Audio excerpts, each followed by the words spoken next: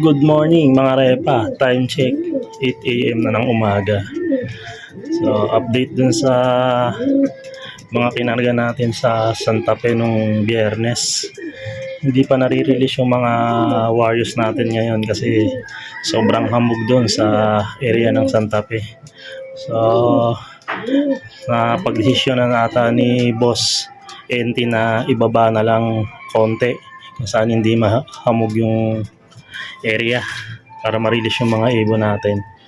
Pero ang good news doon, tuloy pa rin naman daw yung karera. Tuloy ang main pooling ni Boss NT. So, yan. Hintay-hintay tayo sa update kung saan nila ma-release yung mga ibon natin na kinarga nung Biyernes. Last training na ngayon ng NHBC sa September 19. First lap na ng derby natin.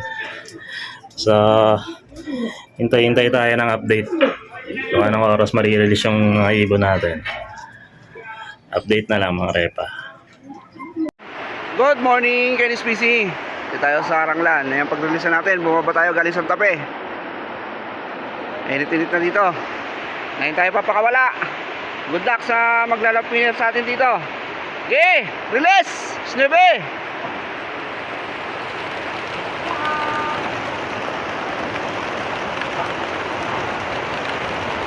Kami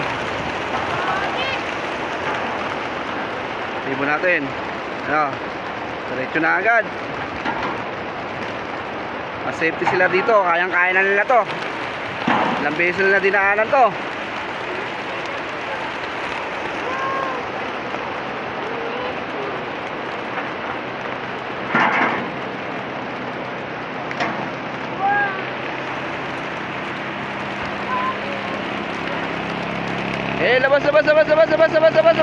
Labas.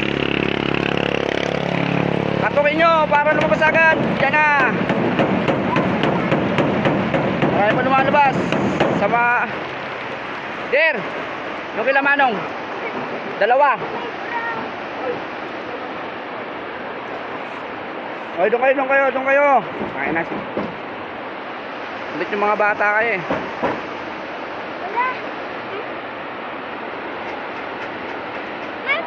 Gawin mong paparil ng mga kalapati nyo. Okay, good luck. Update mga repa, time check 9 AM na ng umaga. So na-release na nga yung ibon natin doon sa Karanglan, sa Putyan, Nevesia. So dito sa area natin umuulan-ulan. So mauwi naman sa ligtas yung mga warriors natin kasi smasha na naman ngayong araw. So yun nga, abang-abang na tayo mga repa. Hintay tayo sa update kung anong oras makakauwi yung mga ibon natin. Tuloy ang pan race natin mga repa, tuloy ang pooling. Kaya maganda-ganda yung abangan natin ngayon. Smashan pa. So good luck sa lahat ng last training sa NHBC. Good luck sa atin. Sana mauwi na ligtas yung mga ibon. Time check repa, 11:30 AM na ng umaga. Ay 900 na lang speeda natin. So wala pa rin dumadating dun sa dalawang ibon natin na kinarga nung Friday. Aabang pa rin tayo. Smashan yung pauwian natin mga repa. Ang lakas ng ulan abangan pa rin natin sila kung ano sila makakauwi. Kahit mag-clock lang sila sa minimum speed, okay na sa akin yan. Abang-abang lang tayo repa para may dumating na tayong ibon.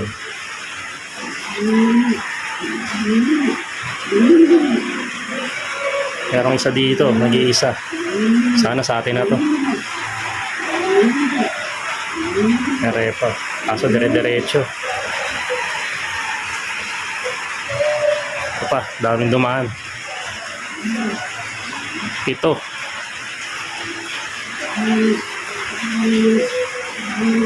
900 na lang speed natin mga repa.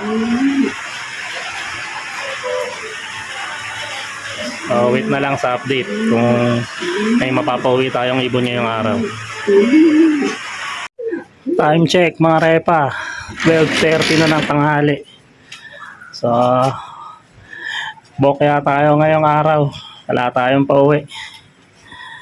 Ubus ata yung panderby natin ah. Tatop na silang dalawa mga repa. Wala tayo na pauwi ngayong araw. Pero abang-abang tayo. Baka makauwi sila hanggang mamayang hapon. Sana makauwi sila para makapag-entry tayo sa first lap derby. Pero kung hindi sila makakauwi at ipapala rin, ganun talaga. Bawi next time. Ay, isa rin.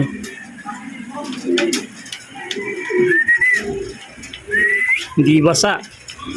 Ayaw talaga mabasa sa ulan ito eh. Putik. Galing.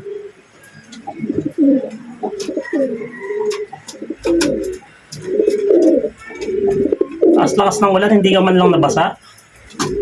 Ang ina. Saan ka sumilong? Time check, Repa. 3 PM na ng hapon. May napauwi na tayong isa. Nagtataka lang ako dito sa ibon na to. Lakas-lakas ng ulan. Tingnan nyo, hindi man lang nabasa. Saan kaya ito galing? Lahat ng pauwian ng ibon, puro basa. Yan naman siya, tuyo. Hapon na nga nakauwi, tapos wala pang kabasa-basa. Ito rin to, yung mga last training. Uuwi sila, pahinto na yung ulan.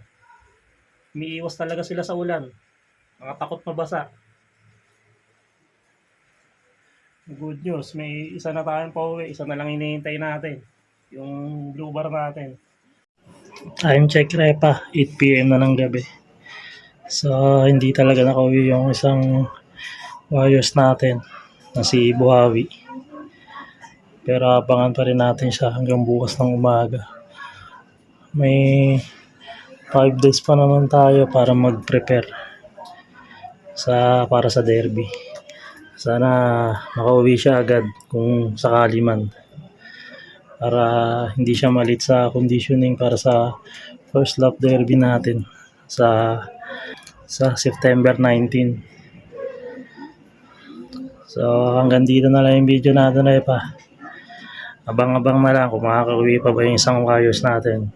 Kung madadagdagan pa ba itong dalawang panlaban natin. Hanggang dito na lang yung ating video guys. Bye!